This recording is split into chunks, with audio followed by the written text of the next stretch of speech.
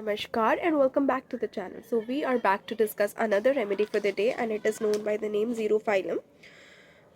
इसका जो प्लांट जिस प्लांट से ये बनती है it is also known as Xerophyllum tenax. इसका साइंटिफिक नेम है.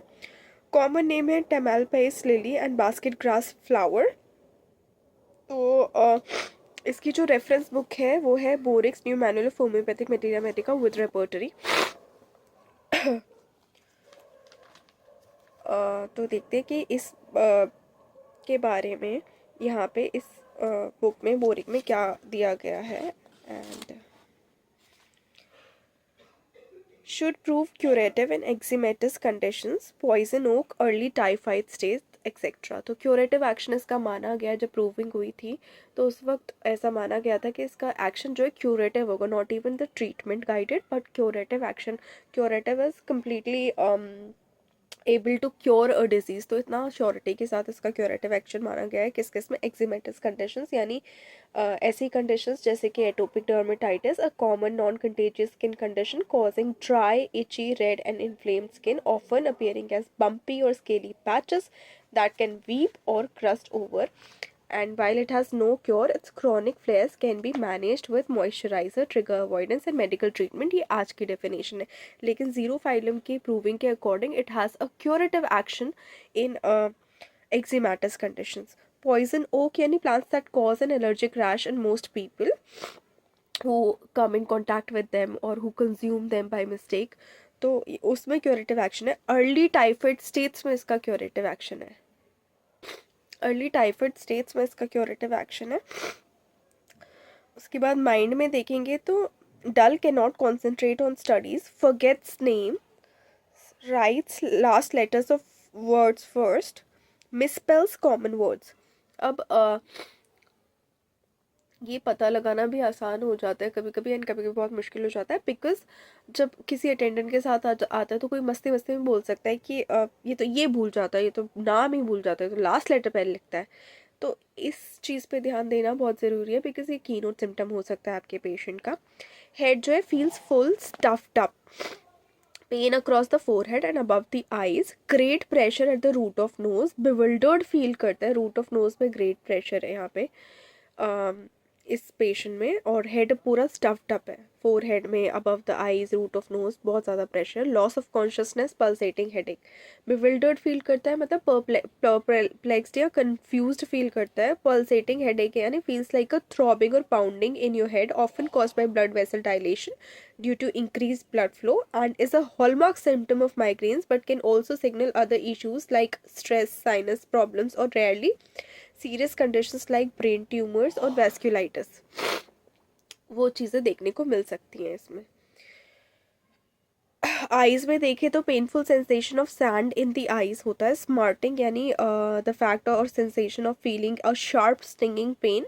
स्टिंगिंग पेन होगा आईज में. Difficult to focus on close work, hypermetropia देखने को मिल सकता है.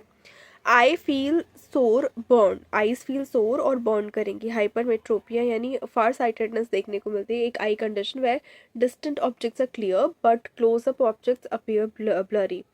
फार साइटेडनेस है मतलब दूर का अच्छे से दिख रहा है, दूर के ऑब्जेक्ट्स क्लियरली दिखेंगे लेकिन पास के ऑब्जेक्ट्स जो है ब्लरी दिखेंगे. Happening because light focuses behind the retina often due to a shorter eyeball और flatter cornea and is corrected with convex lenses. Glasses हो सकते हैं, कॉन्टैक्ट्स हो सकते हैं या सर्जरी से करेक्ट किया जा सकता है. सो हाइपरमेट्रोपिया यानी फार साइटेडनेस के केस में इसको यूज़ किया जा सकता है. Eyes feel sore burn, eyes जो है सोर फील करेंगी, बर्न करेंगी. नोज जो है stuffed, tightness at the bridge of the nose, acute nasal catarrh, bridge of the nose, the firm bony upper part between the eyes extending down to the tip providing structure and supporting airflow formed by nasal bones and cartilage. तो bridge of the nose में यहाँ पे इसको क्या कहते हैं tightness feel होगी. उसके बाद acute nasal catarrh है यानी temporary inflammation of the nasal lining causing excess mucus, stuffiness, sneezing, post nasal drip and sometimes facial pain often triggered by viral infections like common cold और flu. ये देखने को मिलेगा. उसके बाद फेस जो है bloated in the morning रहता है. puffy under the eyes, सुबह सुबह देखने को मिलेगा तो सूजा हुआ फेस अपीयर होगा। बहुत सारे रीजंस हो सकते हैं, जैसे थायराइड इश्यूज हो सकते हैं या कोई और रीजंस हो सकते हैं, कार्डियक प्रॉब्लम, किडनी प्रॉब्लम। लेकिन इसमें bloated in the morning, puffy under the eyes, ये गाइडिंग सिम्टम हो सकता है कि फेस में पफीनेस है अंडर द आईज। थ्रोट में देखेंगे तो stitching pain upon swelling, soloing के वक्त कुछ निकलेगा तो पेशेंट उसको ऐसा लगेगा कि कुछ चुभ रहा है उसके थ्रोट में। Stomach feels full and heavy, eructations यानी डकारे जो है, बर्पिंग और belching, the release of gas from the stomach और oesophagus through the mouth is eructation. तो इरक्टेशन सावर होंगे यानी खट्टे डकारे होंगे। Offensive and or after luncheon and dinner. Luncheon is a term, extended term मान लीजिए, is an extended term for lunch. Luncheon a formal lunch और a formal word for lunch. English के lunch से ही लंचियन बना है, जहाँ पे थिक पीस या हंक होता है लंच में, मतलब काफ़ी भारी टाइप्स वाला लंच। वॉमिटिंग एट 2 PM, ये बड़ा पिक्यूलियर सिम्टम है। अगर कोई बोले कि दिन के 1-2 बजे के करीब इसको वॉमिटिंग होती ही होती है या रेगुलरली होती है, 1-2 दिन छोड़ के होती है, तो ये कंसिडर करना है। एब्डोमेन में इंटेस्टिनल फ्लैटुलेंस है, यानी फार्टिंग की कंडीशन हो सकती है इसमें। The normal release of gas from digestive tract caused by swallowed air, breakdown of undigested food by gut bacteria, especially from high fiber foods, certain sugars, lactose, fructose and some medications। तो intestinal flatulence का case हो सकता है। सुबह के वक्त rumbling in bowels with desire for stool देखने को मिलता है। Rumbling is a continuous deep resonant sound, तो सुबह के वक्त उसको पेट में गुड़गुड़ होने की टेंडेंसी रहती है और साथ साथ स्टूल पास करने की डिज़ायर रहती है। रेक्टम में कॉन्स्टिपेशन, स्टूल्स जो है हार्ड लाइक स्मॉल लम्स, छोटे लम्स की तरह लेकिन हार्ड होंगे। डिफ़िकल्ट सॉफ्ट स्टूल्स भी होंगे तो भी डिफ़िकल्ट होंगे। मच स्ट्रेनिंग होगी। अब कॉन्स्टिपेशन का मतलब हमेशा यही नहीं होता कि स्टूल जो है हार्ड हो रहे हैं या हो ही नहीं रहे। सॉफ्ट स्टूल के साथ साथ भी कॉन्स्टिपेशन एग्जिस्ट कर सकती है जब स्ट्रेन बहुत ज़्यादा करना पड़े, जब पूरा जो अंदर है स्टोर्ड जो फीसेस है वो पास नहीं होता, तब भी कॉन्स्टिपेशन रहती ही रहती है। Much flatus, bearing down pen in the rectum देखने को मिलेगा या पेशेंट को महसूस होगा। यूरिनरी जो है डिफ़िकल्टी ऑफ रिटेनिंग, मतलब यूरिन रिटेन नहीं कर पाएंगे थोड़ी भी देर के लिए। ड्रिबलिंग व्हेन वॉकिंग, तो थोड़े थोड़े ड्रॉप से गिरते ही रहेंगे। फ्रीक्वेंट मिक्ट्यूरेशन एट नाइट, रात को बहुत ज़्यादा पेशाब जाने की इनको टेंडेंसी होगी पेशेंट को। फीमेल जो है बियरिंग डाउन सेंसेशन होगा, यानी ऐसा लगेगा कि सारे पेल्विक ऑर्गन्स नीचे को आ रहे हैं। वल्वा इन्फ्लेम्ड यानी वल्वाइटिस की कंडीशन हो सकती है। Inflammation of vulva, external female genitals causing symptoms like intense itching, redness, swelling, burning, soreness and sometimes discharge, often due to irritants, infections या फिर कोई भी फ्रिक्शन की वजह से या एक्सेसिव मॉइस्चर की वजह से वल्वा इन्फ्लेम्ड हो सकता है। विद फ्यूरियस इचिंग, इसमें इचिंग है, इस वाले सिम्टम में इचिंग है। इंक्रीज सेक्शुअल डिज़ायर, निम्फोमेनिया यानी ऐसी सेक्सुअल डिज़ायर है जो अनकंट्रोलेबल है। With ovarian and uterine pains and leucorrhoea, leucorrhoea is common vaginal discharge, जो कि फिजियोलॉजिकल भी हो सकता है और इलनेस की वजह से भी हो सकता है, अनहेल्दी भी हो सकता है।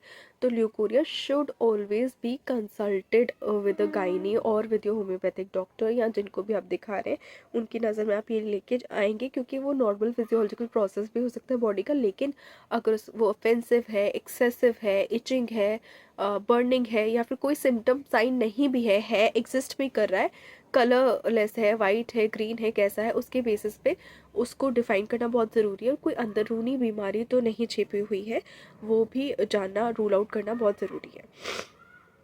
उसके बाद है रेस्पिरेटरी सिस्टम में देखेंगे तो पोस्टीरियर नेयर्स जो है रॉ होते हैं। पोस्टीरियर नेयर्स को कोएनी भी कहते हैं। The 2 openings at the back of the nasal cavity that connected to nasopharynx, that is the upper part of the throat allowing inhaled air to pass from the nose into the respiratory system. तो ये देखेंगे। Discharge thick yellow mucus देखने को मिलेगा। Sneezing यानी बार बार छींके आएंगे इस पेशेंट को। ट्रेकिया है सोर, trachea is wind pipe is सोर। लंग्स फील कॉन्स्ट्रिक्टेड, लंग्स जो है पेशेंट के लंग्स को ऐसा लगेगा कि कॉन्स्ट्रिक्टेड है, मतलब उनमें ढंग से एयर जा नहीं पा रहा है। बैक में देखें तो sensation of heat from the sacrum to the scapula देखने को मिलेगा. Sacrum is large triangular bone at the base of the spine formed by 5 fused vertebrae that is S1 to S5 that connects it to the lower organs, lower area of the body. उसके बाद यहाँ पे ये sacrum to the scapulae है. Sensation of heat from sacrum to the scapulae यानी lower back से ऊपर को सेंसेशन ऑफ हीट जा रही है. Scapula is shoulder blade that the bone that connects the humerus which is upper arm bone with the clavicle that is collar bone, उससे connect करती है. तो ऊपर से नीचे से ऊपर तक हीट की सेंसेशन जा रही है. बैक एक एक्सटेंडिंग डाउन द लेग्स. अब यहाँ तो हीट की सेंसेशन और नीचे से ऊपर को जा रही है, लेकिन जो बैक एक है, कमर का दर्द है, वो नीचे तक जा रहा है, down the legs. Pain over the kidney region. Sensation of heat deep in the spine. Heat की sensation deep in the spine है. एक्सट्रीमिटीज में मस्क्यूलर लेमनेस है. लेमनेस यानी द इनएबिलिटी टू वॉक और move easily, usually due to an injury और weakness in the legs of feet. Trembling है. Pain in the knees देखा गया है. Limbs feel stiff. रस्टॉक से कंपेयर करेंगे इसको. स्किन में आएंगे तो एरिथेमा है यानी skin redness which can be caused by increase blood flow, often signalling inflammation from infection, injuries, sun exposure, allergic reactions, और अपीयर करेगा कैसे, red patches that might be warm और swollen. With vesication. Erythema with vesication. Vesication is the medical term for the formation of blisters, vesicles on the skin, and intense itching. Intense itching है इसमें. Stinging है, burning है. Erythema with vesication and intense itching, stinging and burning. Blisters like little lumps. मतलब छाले तो है लेकिन वो lumps की तरह appear हो रहे हैं. Blisters are fluid filled bumps, clear, bloody या pus हो सकता है उसमें, under the skin, typically caused by friction, burns or infections. Lumps के केस में क्या होगा, general term for any abnormal swelling or mass in the body, often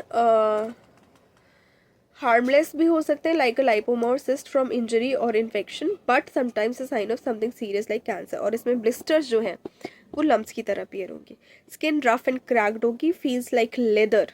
this is very peculiar kind of a symptom, because बहुत सारी diseases ऐसी होती हैं जिसमें जो स्किन फील्स लाइक लेदर, तो उस डिजीज़ में यदि पेशेंट सिम्टम और इस रेमेडी के सिम्टम्स बहुत अलाइन हो रहे हैं तो उसमें ये बहुत अच्छा काम करेगी. और इसीलिए डायग्नोसिस, सिम्टम्स और साइंस जानना किसी डिजीज़ के होम्योपैथी में भी उतने ही इम्पोर्टेंट हैं जितना किसी और ब्रांच ऑफ मेडिसिन में इम्पोर्टेंट है, बिकॉज प्रोग्नोसिस तो वहीं से जज करेंगे और पिक्यूलियर सिम्टम है, पिक्यूलियर साइन है, वहीं से जज करेंगे कि नॉर्मल उस डिजीज़ का कोर्स क्या है, नॉर्मल सिम्टम्स एंड साइंस क्या है, तो उसी से आप आगे उसको वेरी कर पाएंगे. फिर डर्मेटाइटिस के कंडीशन में दे सकते हैं skin inflammation causing itchiness, redness, dryness and rashes, often due to genetics, immune issues, allergies, irritants, infections और stress. एग्जाम्पल के तौर पे एक्जीमा, एटोपिक कॉन्टैक्ट डर्मेटाइटिस या सिबोरिक डर्मेटाइटिस या एक्जीमा या एटोपिक डर्मेटाइटिस भी ले सकते हैं. Specially around the knees. Dermatitis specially around the knees. Inflammation resembling poison oak. ऐसा लगेगा कि पॉइजन ओक से छू के या पॉइजन ओक कंज्यूम करके जो इन्फ्लेमेशन होती है वैसी इन्फ्लेमेशन इसकी स्किन पे देखी जाएगी पेशेंट की. Inguinal glands and popliteal fossa swollen. Inguinal gland swollen यानी कोई इन्फेक्शन हो सकता है आसपास, because inguinal glands are small bean shaped immune system filters located in the groin region that is inner upper thigh that help fight infections in the lower body, legs, genitals and lower abdomen.